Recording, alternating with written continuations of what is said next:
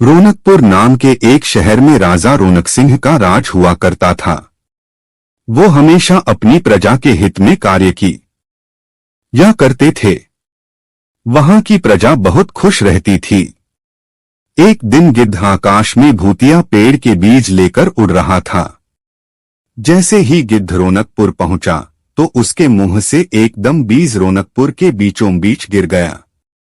बीज भूतिया था, इसलिए अगले ही दिन वो पौधा बन गया। वहां के स्थानीय निवासियों ने जब पौधे को देखा तो हैरान रह गए, क्योंकि पौधे का रंग काला था। बाद में लोगों ने आपस में चर्चा की और यह समझा कि खेत में उगने वाला कोई घासपात या वनस्पति होगी।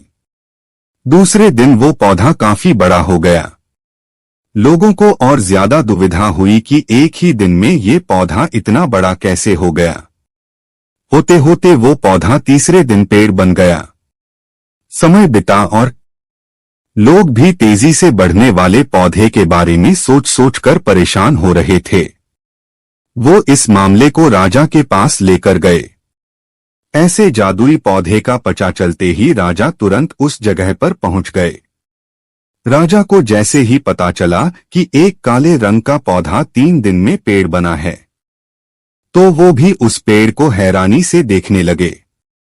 राजा उस पेड़ के पास चौथे दिन पहुंचे थे और तब तक पेड़ और बड़ा हो चुका था। वो इतनी तेजी से फैला था कि किसी को यकीन ही नहीं हो रहा था। राजा समझ गए थे कि का रंग काला है, इसमें जरूर कुछ जादू टोना होगा। इसी सोच के साथ राजा ने घोषणा कर दी कि जो भी इस पेड़ को खत्म करेगा उसे वो इनाम के तौर पर 1000 सोने के सिक्के देंगे।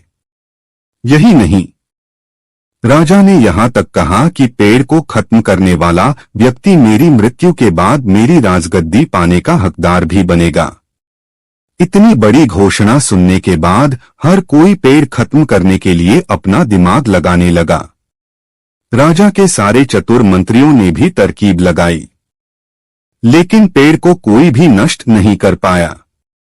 किसी ने पेड़ के आसपास आग लगवाई तो एक मंत्री ने उस भूतिया पेड़ को हाथियों तक से खिंचवाया, लेकिन पेड़ को कुछ भी न हुआ। अब लोगों के मन में डर बैठ गया और उन्हें लगा कि पक्का यह ऐसा वैसा नहीं, बल्कि भूतिया पेड़ है। तभी उस गांव के एक समझदार व्यक्ति को राजा की घोषणा का पता लगा। जानकारी मिलते ही वह अपने गुरु के पास भूतिया पेड़ से जुड़े रहस्य को जानने के लिए पहुंच गया।